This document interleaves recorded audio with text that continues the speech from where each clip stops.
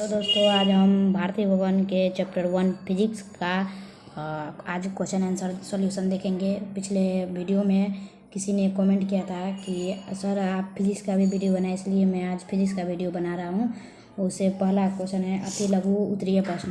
पहला क्वेश्चन है समतल दर्पण पर पड़ने वाले एक ही प्रकाश किरण की कितने परावर्तित किरणें हो सकती है, तो इसके आंसर होगा एक किरण। दूसरा क्वेश्चन है समतल दर्पण पर लंबवत पड़ने वाली किस प्रकार का परावर्तित होती है उसी पथ पर। तीसरा क्वेश्चन नंबर है समतल दर्पण पर अभिलंब आपतन के लिए परावर्तन कोण का मान कितना होता है, तो इसके आंसर होगा 0 डिग्री। चौथा क्वेश्चन नंबर है प्रकाश के परावर्तन के कितने नियम हैं, तो उसके आंसर होगा 2। और पाँचवा क्वेश्चन नंबर है समतल दर्पण में वस्तु दूरी और प्रतिबिंब दूरी में क्या संबंध है, तो इसका आंसर होगा बराबर का संबंध है। सिक्स्थ क्वेश्चन नंबर है गोलीय दर्पण कितने प्रकार के होते हैं, नाम लिखे। इसके आंसर होगा गोलीय दर्पण 2 प्रकार के होते हैं, अवतल दर्पण और उत्तल दर्पण। सातवां क्वेश्चन नंबर है गोलीय दर्पण का मुख्य अक्ष क्या है, तो इसका आंसर होगा गोलीय दर्पण के ध्रुव से वक्त्रता केंद्र को मिलाने वाली रेखा को दर्पण का मुख्य अक्ष कहते हैं। आठवां क्वेश्चन नंबर है अवतल दर्पण के फोकस की परिभाषा दे। इसका आंसर होगा किसी अवतल दर्पण का फोकस उसके मुख्य अक्ष पर वह बिंदु है जहां मुख्य अक्ष से समांतर आती किरणें दर्पण से परावर्तन के बाद मिलती है, फोकस कहलाती है। नवा क्वेश्चन नंबर है गोलीय दर्पण की फोकस दूरी और उसकी वक्रता त्रिज्या में क्या संबंध है, तो इसका आंसर होगा आधी का संबंध है, क्योंकि F बराबर R/2 होता है। 10वां क्वेश्चन नंबर है एक दर्पण का नाम बताए जो किसी वस्तु का सीधा और आवर्धित प्रतिबिंब दे सके, तो इसका आंसर होगा समतल दर्पण। 11वां क्वेश्चन नंबर है एक अवतल दर्पण द्वारा आभासी प्रतिबिंब बनने के लिए वस्तु का स्थान कहाँ होना चाहिए, तो इसका आंसर होगा ध्रुव पर या ध्रुव और फोकस के बीच होना चाहिए। 12वां क्वेश्चन नंबर है यदि कोई वस्तु किसी अवतल दर्पण के वक्ता केंद्र पर रखी हो तो उसका प्रतिबिंब कहाँ और कैसा बनता है, तो इसका आंसर है यदि कोई वस्तु किसी अवतल दर्पण के वक्ता केंद्र पर रखी हो तो उसका प्रतिबिंब वास्तविक उल्टा और वस्तु के आकार के बराबर बनेगा। 13 क्वेश्चन नंबर है वस्तु दूरी युग चिन्ह का क्या होगा जब एक अवतल दर्पण के सामने किसी वस्तु को रखा जाता है, तो इसका आंसर होगा ऋणात्मक पृष्ठ पर। 14 क्वेश्चन नंबर है 10 सेंटीमीटर फोकस दूरी वाले अवतल दर्पण से 15 सेंटीमीटर की दूरी पर रखी वस्तु के प्रतिबिंब की प्रकृति क्या होगी, तो ये चित्र है जो आप स्टॉप करके हमारे वीडियो को और अपना देख सकते हैं। उसका दर्पण सूत्र से A/U प्लस A/V बराबर A/F से A बराबर V बराबर 1/F बटे 1/U बराबर -1/-10 -1/-15, तो उसी हमारा हो गया V बराबर मान आता है -30 सेंटीमीटर, अर्थात प्रतिबिंब वस्तु से बड़ा वास्तविक और वस्तु की अपेक्षा उल्टा बनेगा। 15 क्वेश्चन नंबर है अवतल दर्पण से किस दूरी पर एक वस्तु को रखा जाए तो जिससे कि प्रतिबिंब का आकार वस्तु के आकार के बराबर बनेगा, तो इसका आंसर होगा वक्ता केंद्र पर। 16 क्वेश्चन नंबर है किस गोलीय दर्पण में केवल काल्पनिक प्रतिबिंब बनता है, तो इसका आंसर होगा उत्तल दर्पण में। क्वेश्चन नंबर है क्या एक उत्तल दर्पण किसी वस्तु का वास्तविक प्रतिबिंब बना सकता है, तो इसका आंसर होगा नहीं।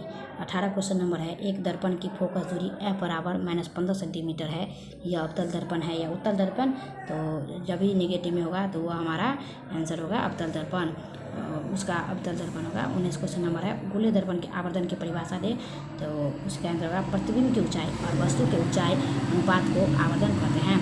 20 क्वेश्चन नंबर है आवर्धन M का ऋणात्मक मान क्या बताता है, तो इसका आंसर होगा आवर्धन M के मान के ऋणात्मक चिन्ह का अर्थ है कि प्रतिबिंब वस्तु के सापेक्ष उल्टा बनता है, अर्थात वास्तविक है।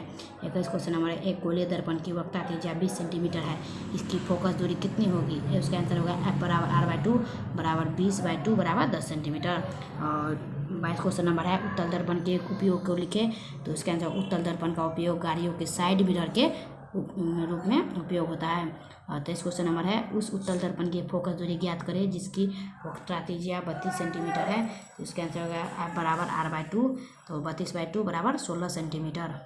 24 क्वेश्चन नंबर है काल्पनिक प्रतिबिंब से आप क्या समझते हैं, तो उसका आंसर है जिस प्रतिबिंब को पर्दे पर प्राप्त नहीं किया जा सकता है वैसे प्रतिबिंब को काल्पनिक प्रतिबिंब कहते हैं।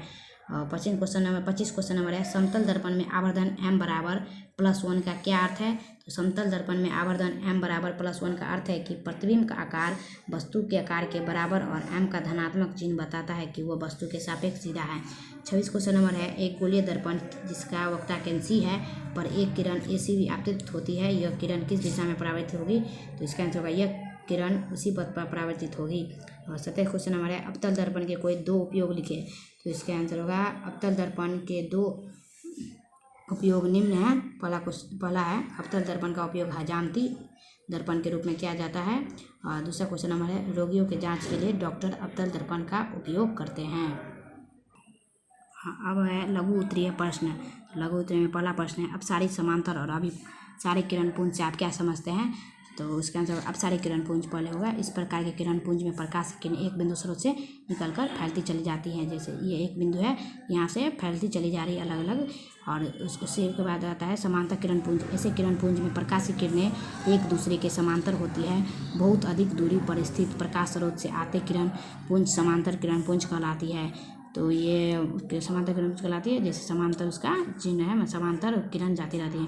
अभिसारी किरण पुंज है। इस प्रकार के किरण पुंज में प्रकाश की किरणें एक बिंदु पर आकर मिलती है या मिलती हुई प्रतीत होती है। अभिसारी किरण पुंज कहलाता है। जैसे ये एक बिंदु है, तो यहाँ पर बहुत ही किरण एक बिंदु पर आ रहा है, उसी को हम अभिसारी किरण पुंज कहते हैं। दूसरा क्वेश्चन नंबर है पारदर्शी, पारभासी तथा अपारदर्शी पदार्थों में अंतर स्पष्ट करें। तो पहले हम देखेंगे वे पदार्थ जिनसे होकर प्रकाश आसानी से पार कर जाते हैं पारदर्शी पदार्थ कहलाते हैं। जैसे कांच, पानी, हवा इत्यादि। उसी के बाद दूसरा है पारभासी, वे पदार्थ जो उन पर पड़ने वाले प्रकाश के एक छोटे से भाग को वो ही अपने में से होकर जाने देते हैं, पारभासी पदार्थ कहलाता है। जैसे तेल लगा हुआ, कागज आदि। और उसके बाद है अपारदर्शी पदार्थ, ये पदार्थ जो प्रकाश को अपने से होकर नहीं जाने देते हैं अपारदर्शी पदार्थ कहलाते हैं। जैसे लकड़ी, लोहा इत्यादि। ये है तीसरा क्वेश्चन नंबर। ये बहुत ही आपको बिहार बोर्ड में जरूर पूछा जाएगा, ये बहुत ही वीवीआई क्वेश्चन है। तीसरा क्वेश्चन नंबर है प्रकाश के परावर्तन के नियमों को लिखे। तो उसका आंसर होगा प्रकाश के परावर्तन के दो नियम हैं। पहला आपतित किरण, परावर्तित किरण तथा आपतन बिंदु पर खींचा गया अभिलंब तीनों एक ही समतल में होते हैं। दूसरा क्वेश्चन नंबर है आपतन कोण परावर्तन कोण के बराबर होते हैं। और चौथा क्वेश्चन नंबर है वास्तविक और आभासी प्रतिबिंबों में क्या अंतर है। तो उसको पहले हम देखेंगे वास्तविक प्रतिबिंब। तो उस वास्तविक में पहला है वास्तविक प्रतिबिंब पर्दे पर प्राप्त किया जा सकता है और आभासी प्रतिबिंब में पर्दे पर प्राप्त नहीं किया जा सकता है। दूसरा अंतर है वास्तविक प्रतिबिंब वस्तु की अपेक्षा हमेशा उल्टा होता है और आभासी प्रतिबिंब वस्तु की अपेक्षा हमेशा सीधा बनता है। और पांचवा क्वेश्चन नंबर है समतल दर्पण द्वारा बने प्रतिबिंब के किन्हीं तीन विशेषताओं का उल्लेख करें। तो इसके आंसर होगा समतल दर्पण द्वारा बने प्रतिबिंब के तीन विशेषताओं का निम्न है। पहला, प्रतिबिंब दर्पण के पीछे बनता है। दूसरा, प्रतिबिंब का आकार वस्तु के आकार के बराबर होता है।